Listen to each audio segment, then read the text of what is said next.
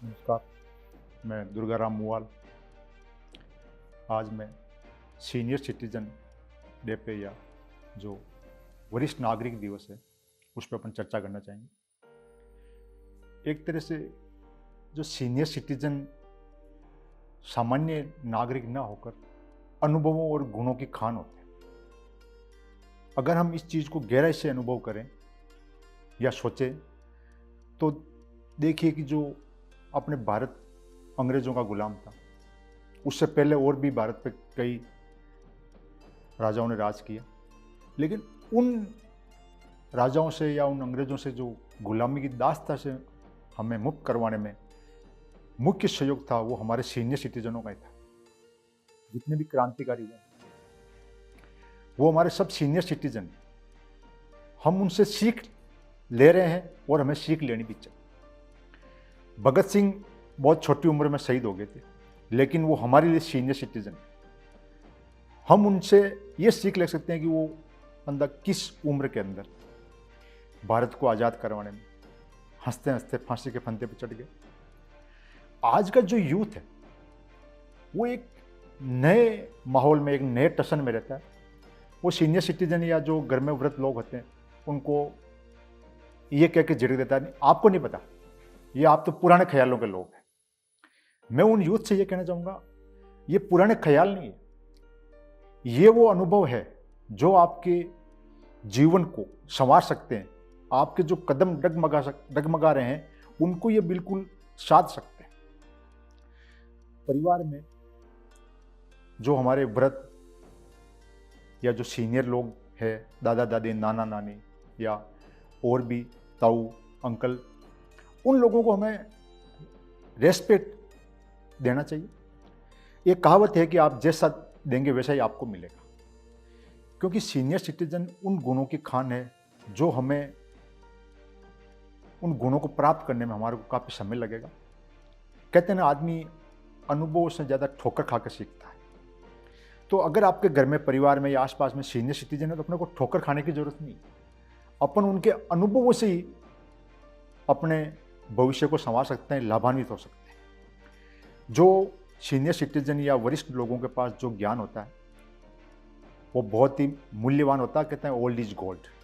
अगर हम उस ज्ञान को आत्मसात करें तो हमें लाइफ में कभी किसी के सामने झुकना नहीं पड़ेगा। कहते हैं जो अपने माता पिता के पैरों में झुकता है या माता पिता को प्रणाम करता है उसको दुनिया में किसी के सामने की झुकने की जरूरत नहीं पड़ती।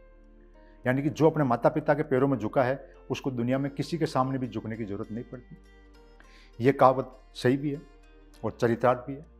जैसा मैंने अनुभव किया है कि जो काफ़ी एज में बड़े होते हैं या जो रिटायर्ड पर्सन होते हैं, मैं उन लोगों से कई बार मिलता हूँ। कुछ लोगों के साथ मेरी ऐसी बॉन्डिंग है कि वो लोग अपने आप को वृद्ध नहीं समझते। वो जो अपने अनुभव मेरे साथ शेयर करते हैं वो रियल में मैं जो भी काम करता हूँ उनमें बहुत लाभदायक होते हैं। मैं जब छोटा था तब से जो हमारे परिवार में जो वृद्ध या हमारे जो घर के आसपास में लोग रहते थे, मैं उनसे जाके बातचीत करता था, क्योंकि वो सब वृद्ध लोग अनपढ़ लोग, निरक्षर लोग थे। लेकिन जब हमारे घर पे न्यूज़पेपर आता तो मेरे को ये बोलते कि बेटा इस न्यूज़पेपर को पढ़ के सुन।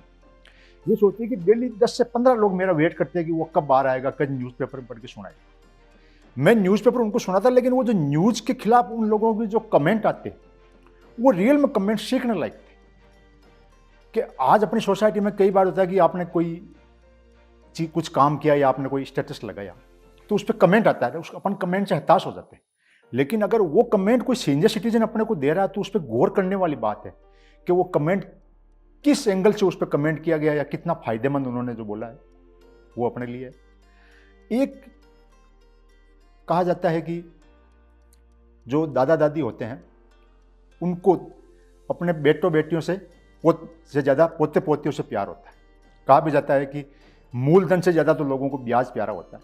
तो एक वो ब्याज है, अगर उस ब्याज को हम सहेजें या आने वाला जो फ्यूचर है, आने वाली जो पीढ़ी है उसको हम सहेज के उन बड़े लोगों के साथ उनका मेल मिलाप करें, उनसे उनके संस्कार डेवलप करने की कोशिश करें, तो मैं नहीं सोचता कि आने वाली पीढ़ी कभी डगमगा पाएगी। और यही वो गुण है जो हर परिवार में डेवलप होना चाहिए। हाँ, एक परिवार में मित्रता और व्यवहार भी होना चाहिए।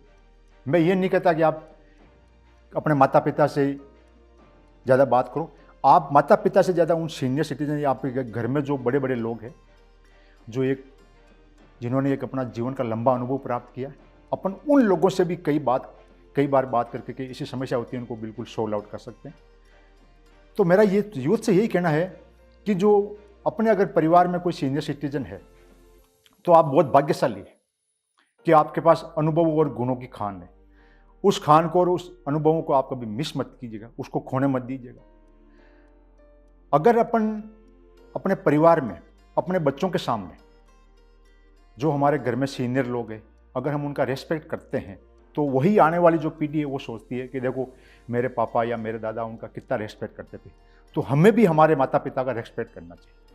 और ये तब संभव होगा जब हम उन बच्चों को सिखाएंगे कि नहीं, ये आपके दादा दादी है, नाना नानी है, इनको आप ऐसे रेस्पेक्ट कीजिए, आप हर बात में इनका कहना मानिए। और अगर दादा दादी और नाना नानी छोटे बच्चों के साथ घुल मिल जाते हैं ना, तो फिर उन बच्चों को अपने माता पिता की भी याद नहीं आती, क्योंकि वो बच्चे उनके साथ इतने फ्रेंडली हो जाते हैं। और मैंने जो नोटिस किया है वो ये देखा है, जिस बच्चे को दादा दादी या नाना नानी का प्यार मिला है वो बच्चा हमेशा संस्कारी रहा है। मैं ये नहीं कहता कि सभी रहें, लेकिन अधिकांश बच्चे मैंने वो देखे हैं जिनको घर में वृद्धों का या बड़ों का प्यार मिला है या बड़ों का सानिध्य मिला है, वो बच्चे संस्कारी हुए। और ये जो सीनियर सिटीजन डे जो 21 अगस्त को मनाया जाता है, ये एक दिन ना होकर ये 365 दिन ही मनना चाहिए। हमें हमारे बुजुर्गों का, पूर्वजों का सम्मान करना चाहिए, क्योंकि यही वो रास्ता है जो हमारे फ्यूचर में या जो हमारा ड्रीम है, हमारा एम है, वहाँ तक पहुँचने में हमारी मदद करेगा।